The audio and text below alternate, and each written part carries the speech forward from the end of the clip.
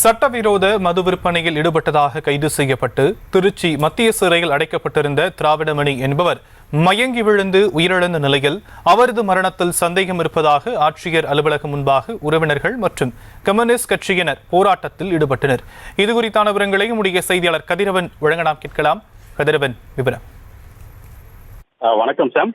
திருச்சி மாவட்டம் சீயபுரம் அருகே உள்ள பல்லூரை சேர்ந்தவர் திராவிடமணி.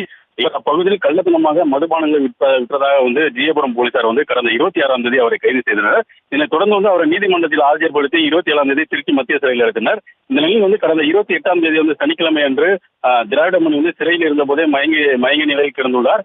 இது குறித்து சக கைதிகள் சிறைத்துறையினருக்கு தகவல் தெரிவித்தனர். இதன் அடிப்படையில் சிறைத்துறையினர் அவரை மீட்டு திருச்சி மகாத்மா காந்தி அரசு மருத்துவமனைக்கு கொண்டு சென்றனர். அங்கு பரிசோதித்த மருத்துவர்கள் அவர் ஏற்கனவே இறந்துவிட்டதாக தெரிவித்தனர். இதனையடுத்து அவருடைய உடற்கூறு ஆய்வுக்காக அனுப்பப்பட்டது. இந்த நிலையில் திராவிடமணியின் உயிரிழப்பு குறித்து தகவல் இருந்த அவருடைய உறவினர்கள் சிறையில் போலீசார் தாக்கியதால் தான் திராவிடமணி உயிரிழந்தார் என கூறி அவர் உடம்பு முழுவதும் பல இடங்களில் காயம் இருப்பதாக கூறி திருச்சி மகாத்மா காந்தி அரசு மருத்துவமனை முன்பு கடந்த 28ஆம் தேதி இரவு சாலை மறியல் போராட்டத்தில் ஈடுபட்டனர்.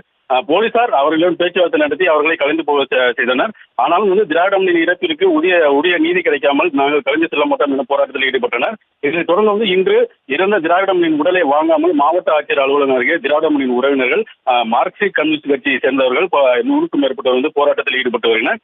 இறந்த திராவிடமணியின் உடல் உடற்கூறு ஆய்வு செய்ய வேண்டும், உரிய நீதி கிடைக்க வேண்டும். இறப்பிற்கு முழு காரணம் ஜீயபுரம் காவல்துறையும் சிறைத்துறையினர் தான். அவர்கள் மீது சட்டப்படி நடவடிக்கை எடுக்க வேண்டும் என்றும், இறந்த திராவிடமணியின் குடும்பத்திற்கு நஷ்டஈடாக இழப்பீடாக 25 லட்சம் தர வேண்டும் என்ற உள்ளிட்ட கோரிக்கை வலியுறுத்தி ஆர்ப்பாட்டம் நடைபெற்று வருகிறது. இதுவரை உடலை வாங்காமல் போராட்டம் நடத்தும், அதாவது உரிய நீதி கிடைக்கும் வரை திராவிடமணியின் உடலை வாங்க மாட்டோம். தொடர்ந்து இதனை தொடர்ந்து மாவட்ட ஆட்சியரிடம் மனு அளிக்க உள்ளனர். தொடர்ந்து இது முறையாக நீதி விசாரணை கிடைக்கும் வரை தங்களது போராட்டம் தொடரும் என தெரிவிக்கின்றனர். சார், விவரங்களுக்கு நன்றி கதிரவன். செய்திகளை உடனுக்குடனும் துல்லியமாகவும் தெரிந்து கொள்ள சப்ஸ்கிரைப் பண்ணுங்க.